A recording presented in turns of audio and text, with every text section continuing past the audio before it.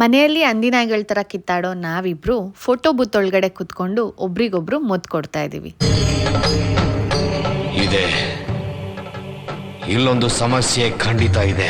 Welcome to another day and another money vlog. ಇವತ್ತು ಬೆಳಗ್ಗೆ ಒಂದೊಳ್ಳೆ ಮೈಸೂರು ಮಸಾಲೆ ದೋಸೆ ತಿನ್ಕೊಂಡು ನಾವು ಹೊರಟಿದ್ದು ಕಾಂತಾರ ಮೂವಿಗೆ. ಆ್ಯಕ್ಚುಲಿ ಇದು ನಾನು 2ನೇ ಸಲ ನೋಡ್ತಾ ಇರೋದು.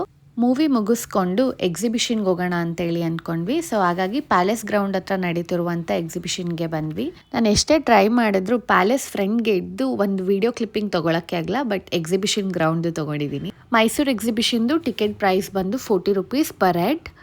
ಫಸ್ಟ್ ಸ್ಟಾಲಲ್ಲೇ ನನಗಿದೊಂದು ಮ್ಯಾಕ್ಸಿ ಡ್ರೆಸ್ ಇಷ್ಟ ಆಯಿತು, ನೈಟ್ ವೇರ್ದು. ಸೊ ಹಾಗಾಗಿ ಇದನ್ನು ಒಂದು ತೊಗೊಂಡೆ. ನಾವು ಹೋಗಿದ್ದ ದಿನ ನನಗೇನು ಅಷ್ಟೊಂದು ಕ್ರೌಡ್ ಇದೆ ಅನ್ನೋ ಥರ ಏನು ಫೀಲ್ ಆಗ್ತಿಲ್ಲ. ಸೊ ಆರಾಮಾಗಿ ಶಾಪಿಂಗ್ ಮಾಡ್ಬೋದಿತ್ತು. ಆ್ಯಂಡ್ ಜೈಪುರ್ದು ಕೊಲ್ಲಾಪುರಿ ಸ್ಲಿಪ್ಪರ್ದು ಒಂದು ಸ್ಟಾಲ್ ಇತ್ತು. ಆ್ಯಂಡ್ ಅಲ್ಲೂ ಕೂಡ ಈ ಒಂದು ಸ್ಲಿಪ್ಪರ್ನ ಪರ್ಚೇಸ್ ಮಾಡಿದೆ.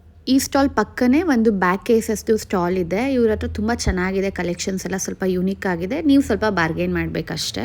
ನೆಕ್ಸ್ಟು ಇದೊಂದು ಕುರ್ತಿ ಶಾಪ್ ನಂಗೆ ತುಂಬ ಇಷ್ಟ ಆಯಿತು. ಇವ್ರ ಹತ್ರ ತುಂಬ ಚೆನ್ನಾಗಿರೋ ಕಾಟನ್ ಕುರ್ತೀಸ್ ಇದೆ, ಶಾರ್ಟ್ ಮತ್ತು ಲಾಂಗ್. ನಿಮ್ಗೆ ಯಾರಿಗಾದ್ರು ಆಫೀಸ್ ವೇರಿಗೆ ಹುಡುಕ್ತಿದ್ರೆ ಇಲ್ಲಿ ತೊಗೋಬೋದು. ಸ್ಲೀವ್ಲೆಸ್, ಸ್ಲೀವ್ಸ್ ಇರೋದೆಲ್ಲ ಇದೆ.